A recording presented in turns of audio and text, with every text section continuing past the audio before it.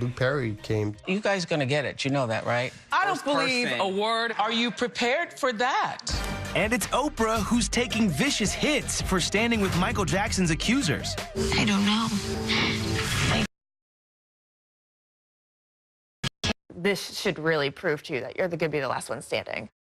Okay, great news, you two. Great. The drama continues tonight when the women tell all. Oh, great. All right, well, now to some real-life drama, right? The backlash hitting the Leaving Neverland documentary. Jackson fans are outraged at Wade Robson and James Safechuck for claiming in graphic detail how Michael molested them as kids. They're also taking aim at Oprah today, who sat down with Wade and James, as well as documentary director Dan Reed, in front of an audience made up of victims of childhood sexual abuse and their supporters and family members.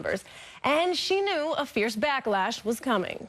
So when all the fans and the estate and all the anger, you guys gonna get it. You know that, right? Y'all gonna get it. I'm gonna get it. We're all gonna get it. Oprah was prepared for the backlash, which began with Michael's brother Jermaine, who targeted Oprah and people in the media, accusing them of blindly taking the documentary at face value, saying they're uninterested in facts, proof, or credibility. Some of Michael's fans were ruthless, posting numerous hate-filled messages, all aimed at Oprah. And Wendy Williams also made her views on the documentary perfectly clear. I don't believe a word of anything in this documentary. Okay, Wendy. Wendy's audience soaked it up. Oprah, though, was ready for the backlash. She asked Wade and James if they were. Are you prepared for that? You're not. I mean, it's been happening for a while. I just received another death threat last night. But Wade, James, and Oprah also had support from Ellen and many others. I couldn't watch it. Joy Behar didn't watch, but her co-host on The View, Meghan McCain, watched both the documentary and Oprah's after show. The people who are shaming Oprah and Wade Robson and James Safechuck, I don't understand it. I don't understand, and there's a big backlash towards this documentary and Oprah as well. They don't want to believe it. I understand we don't want to, they're inconvenient realities of our icons. More support from Oprah's friend Gayle King, who was in the audience, along with ER star Anthony Edwards, who is also a survivor of childhood sexual abuse. He explained why, as a child, he didn't tell his mother the truth about his abuser. That person is inspiring. He was a mentor to me. He was all of it, and creating that world. And if the feeling was, if I was to tell the truth, it would all shatter.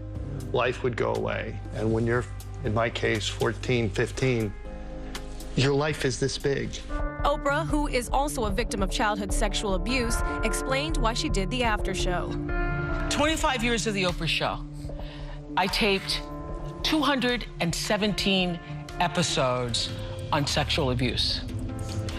I tried and tried and tried to get the message across to people that sexual abuse was not just abuse, it was also sexual seduction. So after I saw Leaving Neverland for the first time, I called up Dan Reed, I didn't know Dan Reed, and told him, that, Dan, I said, you were able to illustrate in these 4 hours what I tried to explain in 217. Throughout this entire documentary process, Wade says he did receive something positive and unexpected. We were introduced after the first screening, and like you guys so graciously did, everyone stood up and started clapping for us. And I realized, I'd never witnessed public support before for this, And no matter what your feelings on the film, this is something that is happening in our country way too often. Much. Yeah. All right, guys, now to Luke Perry. I'm still not over this. His shocking death yesterday following a massive stroke.